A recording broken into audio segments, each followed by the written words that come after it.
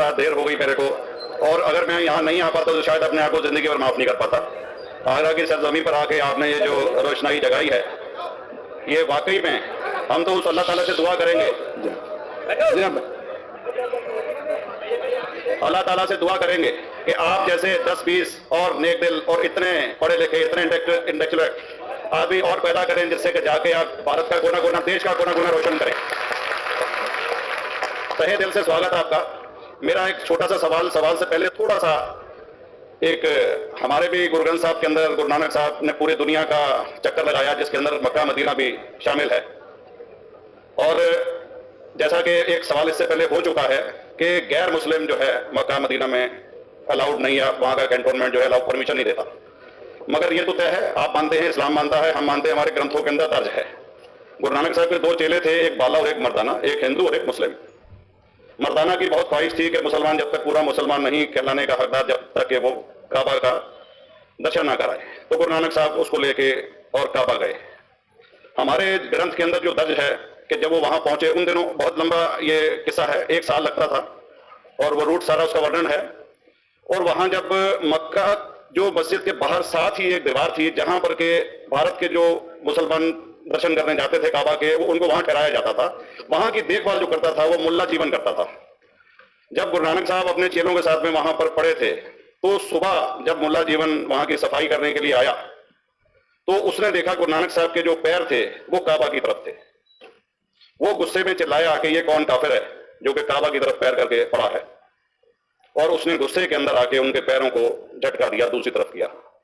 तो हमारे ग्रंथ के अंदर दर्ज जो किस्सा है उसके अंदर यह है कि काबा भी उस समय हिल गया, जिधर गुरु नानक के पैर जाते थे काबा उधर मुड़ता था। तो वो जोर से चिल्लाया, ये कोई हजरत है, ये कोई औलिया है। तो उस समय के जो काजी थे मक्का के, काजी रुकनुद्दीन साहब थे, और शाह शरफ, कई हस्तियों के नाम हैं उसमें। तो मैं ये जानना चाहता हूं कि ये वर्जन को आप मतलब एग्री करते हैं, और करते हैं तो इसका हमारे मुस्लिम ग्रंथों के अंदर किस तरीके से उल्लेख है, ये कृपया। बस सर, मैं सवाल पूछा अपने गुरु ग्रंथ साहिब के मुतालिक, और अल्हम्दुलिल्लाह मैं भी गुरु ग्रंथ साहिब पढ़ चुका हूँ। और जिस तरीके से, क्योंकि वक्त मुख्तसर सा होने की वजह से मुझे वक्त नहीं मिला कि गुरु ग्रंथ को भी कोट करूं। आपका सवाल का जवाब देने के पहले मैं आपसे बताना चाहूंगा कि इवन गुरु ग्रंथ की किताब पढ़ेंगे आप, ग्रंथ जिसे आदि ग्रंथ कहते हैं, और कोई सिख से पूछेंगे कि खुदा का तस्वुर क्या है, सबसे बेहतरीन जवाब कोई सिख दे सकेगा, वो आपको कोट करेंगे जापूजी, जो गुरु ग्रंथ साहिब आदि ग्रंथ के सबसे पहले चैप्टर है, सबसे पहला श्लोक, जिसके कहते हैं जापूजी। इसके माने है कि God is true, he is only one, he is not begotten and is free from fear and want. क्योंकि मैं अंग्रेजी में पढ़ा हूं, इसलिए मैं अंग्रेजी में उसे कह रहा हूं कि खुदा एक ही है, वो हक है, और वो न किसी को जना है न किसी को जनेगा, और वो इमॉर्टल है, ना कभी मर सकता है। और इसको सिखिज्म में जो खुदा को कहते हैं Omkara, manifest form is Omkara and unmanifest form is एक ओमकारा। और कई इसके एट्रीब्यूट्स है, मिसाल के तौर पे परवरदिगार, अकल, और उसे रहीम कहा गया है, वाहि गुरु एज वन गॉड कहा गया है, और डिस्ट्रिक्टली अगेंस्ट आइडल वर्शिप एंड अवतारवादा। भाई साहब का सवाल था कि उन्होंने ग्रंथ में पढ़ा कि गुरु नानक साहब मक्का के, और उनका पैर काबा की तरफ था, और कोई मौलवी ने पैर को हिलाए और काबा हिल गया। क्योंकि ये age of science and technology है, अगर कोई चीज जो किताब हजारों साल पहले लिखी गई है, 10,000 साल या 4,000 साल, तो शायद उसके बारे में हिस्टोरिकल रिकॉर्ड मिलना मुश्किल है। हालांकि इवन जीसस क्राइस्ट के बारे में 2000 साल हिस्टोरिकल रिकॉर्ड है।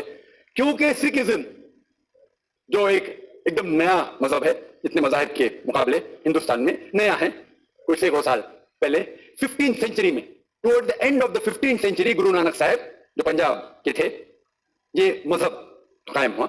हार्डली 400-500 400-500 साल।